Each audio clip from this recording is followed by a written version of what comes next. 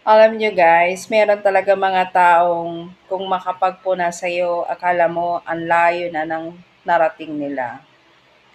Alam niyo, 'pag may mga gano'n kayong taong nakakasalamuha, masyadong minaliit yung kakayahan mo, akala nila wala ka ng mapupuntahan sa mundong ito. So guys, kung makahanap ka man ng ganitong tao, pakita mo sa kanila, ipamukha mo sa kanila na kaya mo. Hindi habang buhay, ganito ka, ganyan ka, ganun ka.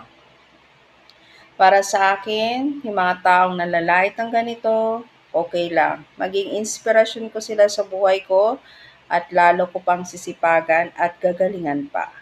Para sa ganon, tahimik man ako, gagawa sa sarili kong pa at papakita ko sa kanila na hindi lang ganito ang alam ko sa buhay. Salamat!